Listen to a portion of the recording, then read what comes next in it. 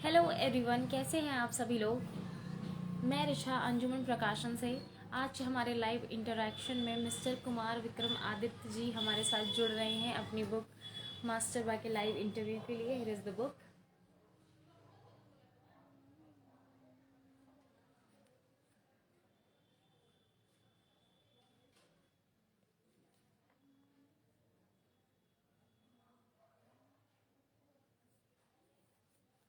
तो चलिए हम उन्हें अपनी लाइव में ज्वाइन करते हैं।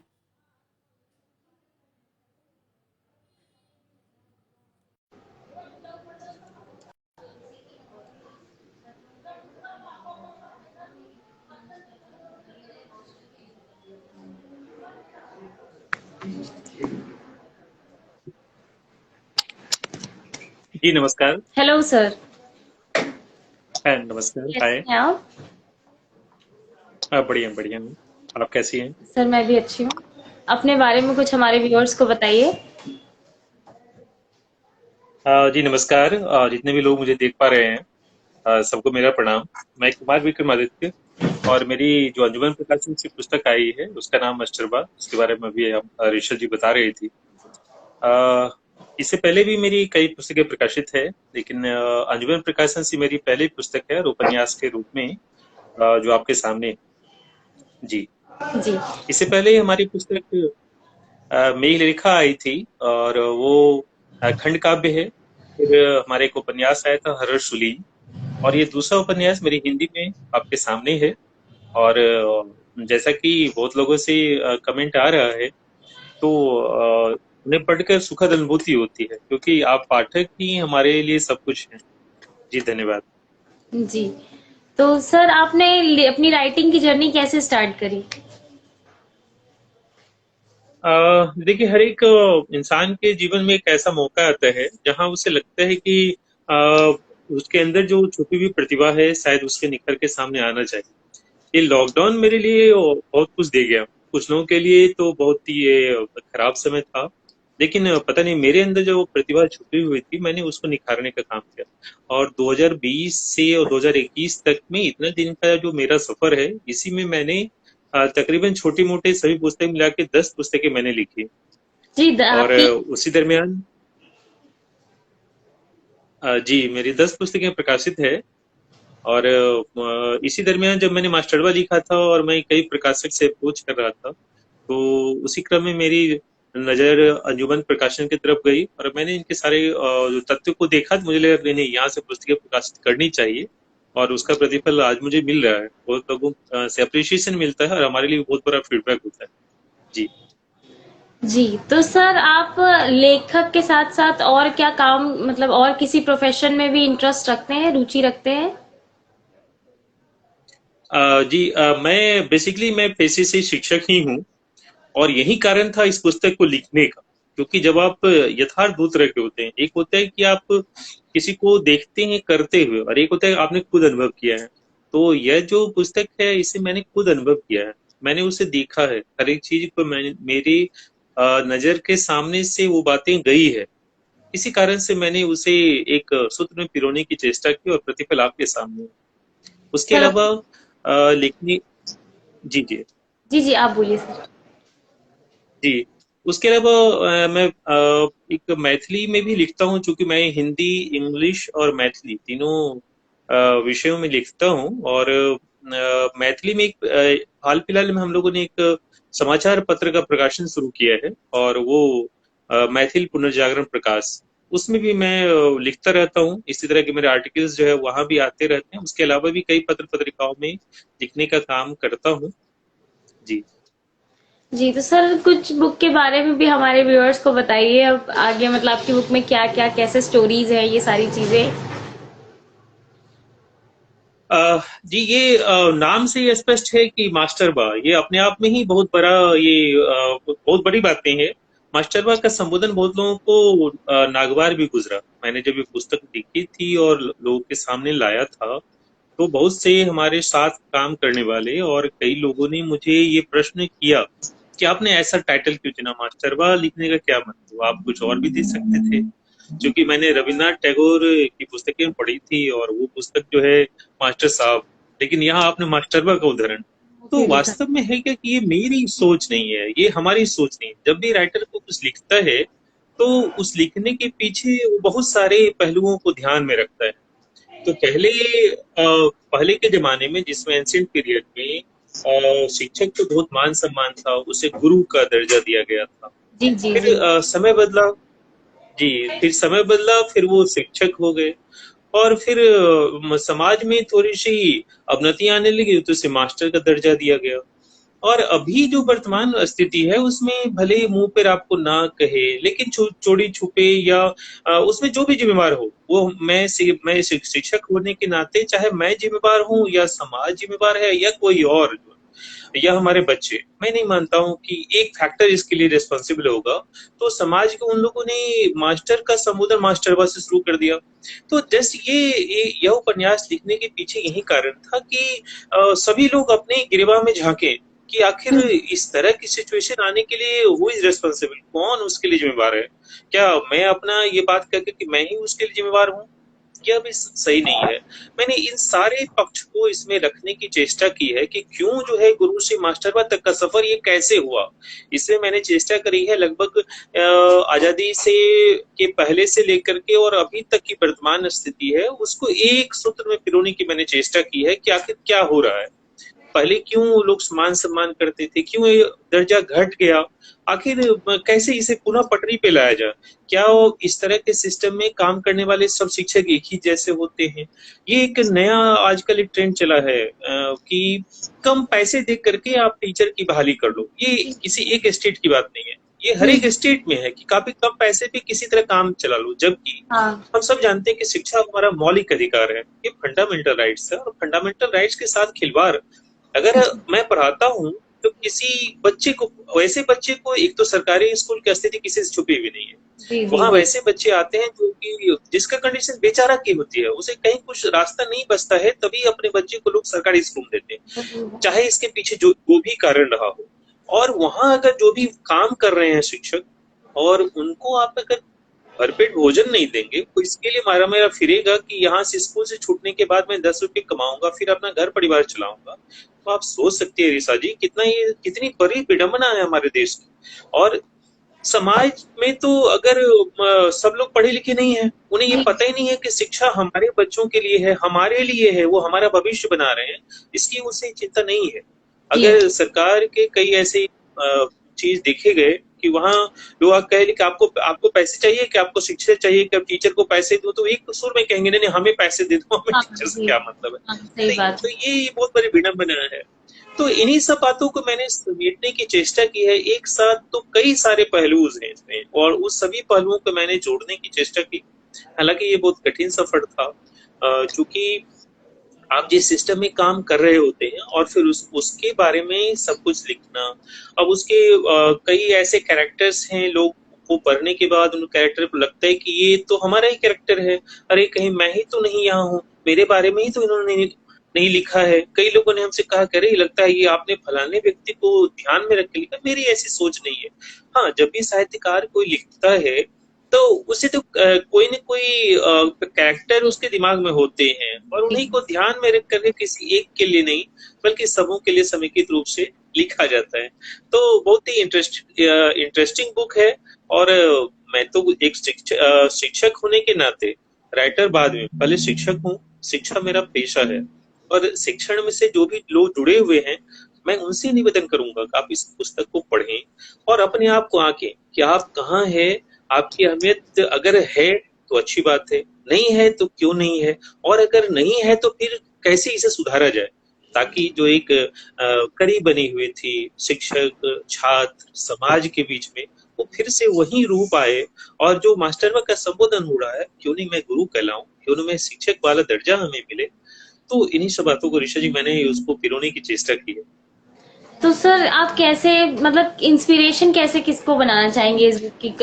आप ये आपने कहा कि आपकी रियल लाइफ स्टोरी, आप खुद को एक तरीके से देखते हैं आप शिक्षक के रूप में, तो आपने ये स्टोरी लिखी। तो आप क्या मानते हैं, क्या इंस्पिरेशन मिली आपको एंड देन उसके बाद आप ये बुक लिखना स्टार्ट करें? जी जी। देखिए, इंसान को कोई भी घटना जब होती है, साहित्यकार की नजर उस घटना पर रहती है और वो अपने अनुसार उस चीज को पिरोने की चेष्टा करता है। हमारे सामने भी कई ऐसे कैरेक्टर्स आए जिसे मैंने देखा।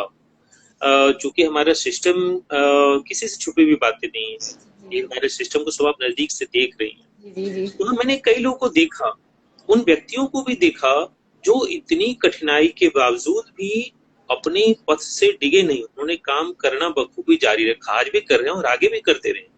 मैंने उन लोगों को भी देखा कि समाज में जो उसे करना चाहिए, क्योंकि शिक्षा का दर्जा अभी भी समाज में इतना कुछ होने के बावजूद अभी भी बरकरार है। और उसके बावजूद कुछ लोग ऐसे हैं कि एक सब कुछ जानने के बावजूद तो अपने आप को वैसा ढालने की चेष्टा ही नहीं करते हैं कि मैं शिक्षक को, हमारा दायित्व है, हमें बच्चे का भविष्य निर्माण करना है। तो इन सब बातों की कमी हमें एक क्या कई ऐसे सैकड़ों उदाहरण है जो कि हमें लगा। हाँ, इंस्पिरेशन की जहां से बात आती है तो मैंने कई सारे ऑर्गेनाइजेशन में भी काम किया है। एक हमारी संस्था है, मातृ संस्था, जिसमें मैं जुड़ा हुआ हूँ, अखिल भारतीय साहित्य परिषद। जी तो उसके तत्वावधान में कई सारे कार्यक्रम होते हैं, वहां मैं जाता था और लोगों को लिखते हुए देखता था। तो मुझे आज पिछले 2 वर्ष पहले तक आश्चर्य लगता था कैसे लोग लिख लेते हैं, कैसे उनकी पुस्तकें आ जाती है, कैसे किसी के हाथ में देखकर ये कैसे कैसे अनुभूति होती होगी। जी जी। तो मेरे अंदर भी ये इंस्पिरेशन जगी और माता पिता का प्यार, अपने भाइयों का स्नेह, पत्नी ने हमें सपोर्ट किया, सबको मिला करके अगर एक सूत्र में बांधू तो एक नाम कहना बहुत मुश्किल है, क्योंकि ये लिखने में बहुत सारे कैरेक्टर होते हैं और बहुत लोग का सपोर्ट जब तक आपको नहीं मिलेगा तब तक अच्छी कृति आपके सामने आ ही नहीं सकती है। ऋषा जी, मैंने यही कोशिश की सबको लेकर के आगे बढ़ाने की। तो सर किताब की किसी एक कैरेक्टर के बारे में हमें थोड़ा शॉर्ट में बताइए। जी जी। हालांकि मास्टर में तो कई सारे कैरेक्टर्स हैं, लेकिन इसमें एक कुंदन जी हैं जो विज्ञान के शिक्षक हैं और उन्होंने कई सारे परेशानी को झेलते हुए उन्होंने ईमानदारी के साथ जी अपने कर्तव्य का जो बोध लोगों के सामने रखने की चेष्टा की इस पुस्तक के माध्यम से, वो बहुत ही काबिले तारीफ है। और हमें एक शिक्षक होने के नाते परेशानी को झेल करके भी हम आगे बढ़ सकते हैं, ये उस कैरेक्टर में आपको देखने के लिए बहुत कुछ मिल जाएगा। इस तरह से एक संतोष जी नाम के टीचर हैं, तो वो हंसी-हंसी में ही सबके बीच में रहते हुए अपनी बातों को सबके सामने रखते हैं। उसी तरह हेडमास्टर का जो कैरेक्टर वो अपने आप में कुछ विशेष लिए हुआ है। यहाँ आप देखेंगे कि जितने सारे टीचर हैं, सभी टीचर अपने-अपने कैरेक्टर को लिए हुए हैं। लेकिन कुछ ऐसे आपको मिलेंगे जहाँ लगता है कि नहीं वैसा ही होना चाहिए। हालाँकि इस सिस्टम का दोष है कि जब नदी बहती है तो हम लोग उस धारा में सम्मिलित हो जाते हैं। जी भ्रष्टाचार आपको इस पुस्तक के माध्यम से यह भी देखने के लिए मिलेगा कि कैसे भ्रष्टाचार मैं अगर शिक्षक हूं और मैं अभी से एक आदत लगा दूं अपने बच्चों को कि आप अभी से गलत काम करो, आगे चल के वही हमारे देश का भविष्य है और शायद वो हमसे बहुत ज्यादा गलत काम करने की ओर सोचेगा। तो जी इस सब तरह के कई सारे कैरेक्टर्स है जिसको एक को इसमें चूंकि मैं तो राइटर हूं तो मुझे हमारे लिए तो सभी कैरेक्टर्स उसमें महत्वपूर्ण है, लेकिन इसमें कुंदन जी का कैरेक्टर जो है वो अनुकरणीय है कि उसे हमें अनुकरण करना चाहिए कि लाख परेशानी आए, अगर अपने आप कर्तव्य के प्रति स्टैंड करने वाले व्यक्ति हो तो आप जीवन में कुछ भी कर सकते हो और अंत में प्रसिद्धि भी आप ही को मिलती है। क्योंकि इस दुनिया में कई सारे लोग हैं, लेकिन लोग को जानने वाले जो लोग होते हैं वो बहुत कम होते हैं। तो कुंदन जी का कैरेक्टर उसी तरह का कैरेक्टर है जो हमारे लिए अनुकरणीय है। जी। तो सर आपने अभी कुछ देर पहले हमें बताया कि आपका पेशा शिक्षक है, आप पेशे से शिक्षक हैं और आप किताब भी लिख रहे हैं। तो कैसे सर मैनेज करते हैं किताब लिखना और अपना शिक्षक की सारी रिस्पॉन्सिबिलिटीज और बुक भी लिखना, इस दोनों चीजें आपका मैनेजमेंट, मुझे टाइम मैनेजमेंट के बारे में कुछ बताइए अपने। जी जी। देखिए, जब आपके अंदर एक जज्बा हो कि हमें कुछ करना है तो अब तो समय निकल ही जाता है। 24 घंटे ही सबके लिए होते, चाहे वो हमारे लिए हो, आपके लिए हो, किसी के लिए भी हो। तो यह महत्वपूर्ण होता है कि आप उस 24 घंटे का इस्तेमाल कैसे करते हैं। अगर आपने सही इस्तेमाल किया तो अब तो समय निकल ही जाता है। अगर आपके अंदर ये है कि नहीं हमें किताब पुस्तकें लिखनी है और मान लीजिए एक समान तौर पर उपन्यास जो है लगभग 200 पेज के आसपास जो है या 150 बेसिक मानक होता है कि उतना लिखना है आपको, आपको कुछ नहीं करना है। अगर एक दिन में एक पेज भी आप लिखते चले आते हैं दैट इज एनफ जो है आपके किताब को कंप्लीट करने के लिए। और हमें लगता है कि एक साल में आपकी एक पुस्तक तो आ ही जाएगी। जी। अगर और ज्यादा अच्छे से लिखते हैं और सारी कैरेक्टर का पिरो पाते हैं तो एक साल में 2 पुस्तकें भी आपकी आएगी। ये निर्भर करता, हाँ, लेकिन कंसिस्टेंसी तो होनी चाहिए किसी जी। भी जी। चीज के लिए। आज हमने लिखा और कल जाके हम लिखना छोड़ दिए, तब तो फिर हमें वही चीज बोझिल लगेगा। जी। कंटिन्यूटी और कंसिस्टेंसी दोनों चीजें अगर साथ साथ चल रही होती तो हमें नहीं लगता कि टाइम मैनेजमेंट में इतना काम करना चाहिए। हाँ, बहुत सारे काम मैं नहीं कर पाता हूँ क्योंकि हमारी बंदिश है समय से। 9:30 होता है हम लोग का समय पहुंचने का विद्यालय, फिर 4 बजे आना, उसके बाद फिर घर की भी लाइबिलिटीज और इसके साथ साथ लेखन को भी जारी रखना कठिन तो है, पर कोशिश मैंने की और प्रतिफल आपके सामने है। जी। जी। तो सर अभी आप आगे भी कुछ लिख रहे हैं किसी किताब के ऊपर? अ, जी, चूंकि जो लोग एक बार जिनकी लगन लग जाती है किसी चीज में तो वो छोड़ता नहीं है। शायद मेरी भी लगन वो लग चुकी है। और मैं इसके बाद अभी एक बार उपन्यास लिखने के क्रम में हूँ।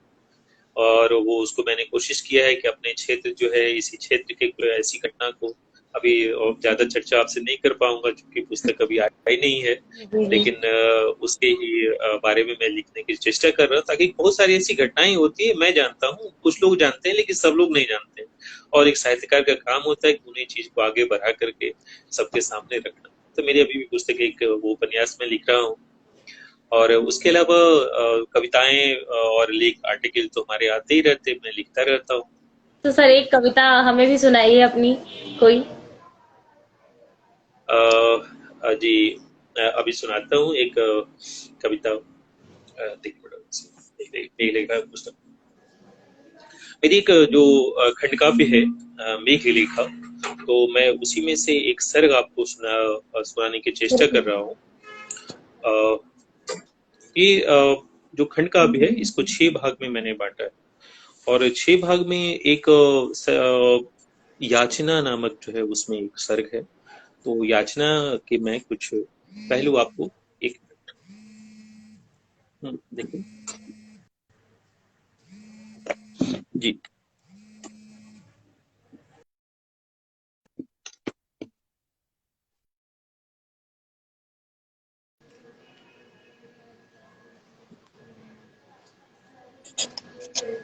ये वसुंधरा और ये पुस्तक है, ये मेरी मेघरेखा पुस्तक है। और ये पुस्तक में अ, वसुंधरा यानी धरती जो है और मेघ, इसके बारे में वर्णन है।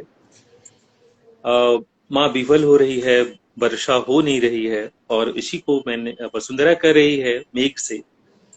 जब जब तुम यूं बरसे थे, निविर पीरा पिघली थी, जीवों के गहरे मन में वेदना असीम उमड़ी थी।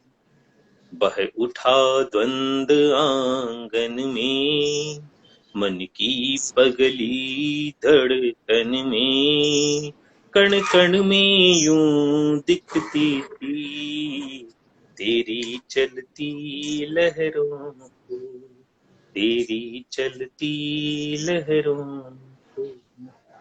मैं मुस्काती हूँ जब भी सामने तुझे पाती हूँ, जीवों को दे पाती हूँ अगणित आशाओं की थाली।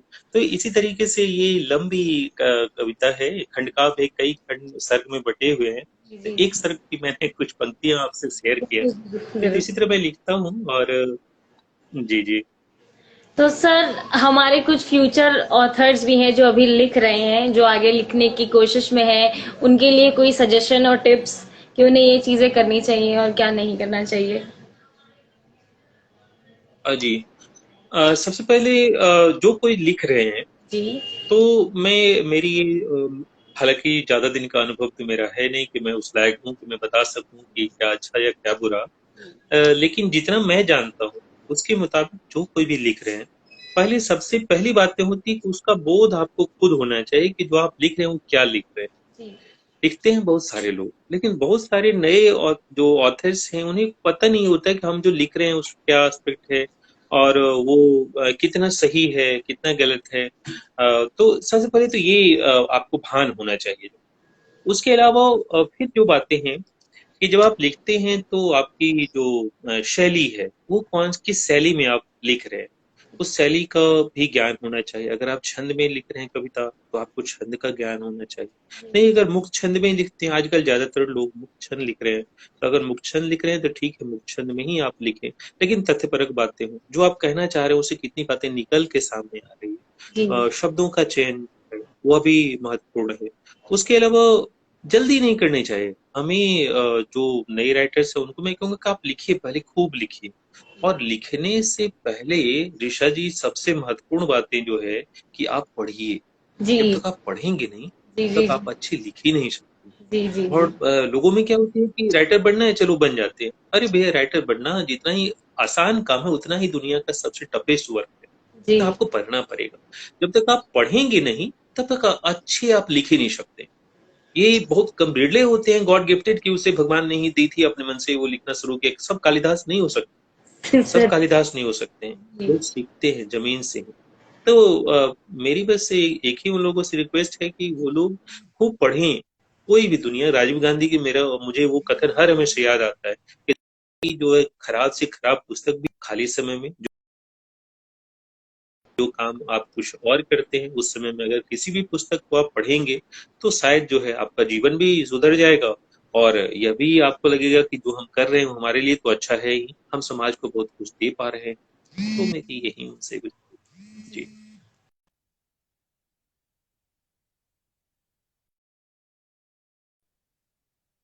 अच्छा लगा। हमारे व्यूअर्स को आप कुछ जी और जी। बताना चाहेंगे तो प्लीज बताइए। जी जी, जो भी हमारे व्यूअर्स हैं जो हमको देख रहे हैं, उनसे मेरी एक ही सबसे पहले तो गुजारिश है कि मेरी पुस्तक को पढ़े वो। जी क्योंकि जी कोई भी राइटर जब लिखता है तो बहुत उसकी मेहनत होती है और बहुत सारे तथ्यों को जोड़ने की चेष्टा करता है। और जोड़ने के बाद चूंकि आप ही उसके सबसे बड़े फीडबैक देने वाले होते हैं, जी तो आपसे जो फीडबैक हमें मिलता है हमें लगता है कि आगे जो मैं लिखूंगा उसमें इस बात को और सुधार करने की चेष्टा करूंगा, इससे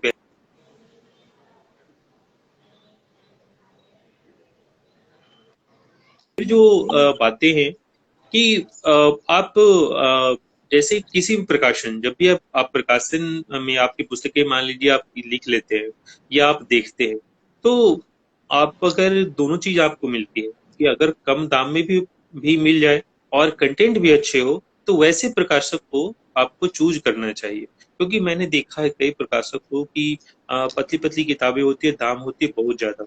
अब तो उसमें उसको वो लोग खरीद भी नहीं पाते हैं, और खरीदने के बाद भी उसे अगर सही कंटेंट उसके सामने नहीं आ पाता है तो उसे लगता है क्या कि हम जो खरीदे, नहीं नहीं, फिर दूसरी किताब खरीदने का हिम्मत नहीं करेगा। अब देखिए, ये किताब आपने मात्र 200 रुपये में जो है सबके सामने अवेलेबल करा दी। जॉन पे और ये कितना सुंदर है। और हाँ, तो ये चीज जो है वो लोग को होना चाहिए। तो ऐसे मैं उनसे रिक्वेस्ट करूंगा कि पढ़िए। पत्रिका भी का भी उतना ही महत्व है, क्योंकि पत्रिकाएं पढ़ते हैं तो उसमें बहुत सारी समीक्षाएं आपको देखने के लिए मिलती है, लोग कैसे लिख रहे हैं, किसके बारे में क्या राय है, वो जानने का मौका मिलता है। और उसके अलावा जो है अ, आप जो कुछ भी लिख रहे हैं उसको एक सुंदर डायरी में रखिए। क्योंकि आपका खुद का लिखा हुआ जब आप कुछ दिनों के बाद उसे लिखते हैं तो आपको खुद ही लगता है कि अरे हमने जो लिखा था उसमें कई सारी बातें और जुड़नी चाहिए थी तो जी और जी सुंदर होता। जी या फिर कुछ बातें छूट गई। तो मैं उन लोगों से ये कहूंगा कि आप वो करें जो है। उसके अलावा जो है बाकी मैं आपके प्रकाशन को भी धन्यवाद देता हूँ कि आप इस तरह की पुस्तक को लेकर के लोगों के सामने आते हैं। और पूरी टीम को, अजमल प्रकाशन के पूरे टीम को मैं साधुवाद देता हूँ कि आप इसी तरह के कार्यक्रम भी करें और नए नए जो राइटर्स है उसको मौका दें, ताकि वो जो समाज की बातें हैं वो निकल करके लोगों के सामने आए। जी बहुत बहुत धन्यवाद। जी सर, तो हमें आपसे बात करके बहुत अच्छा लगा। हम आपकी अब अगली पुस्तक में आपसे इसी तरह लाइव इंटरव्यूज में मिलते रहेंगे। जी जी जी, बहुत बहुत धन्यवाद जी ऋषा जी, शुक्रिया बहुत बहुत सर। धन्यवाद। जी।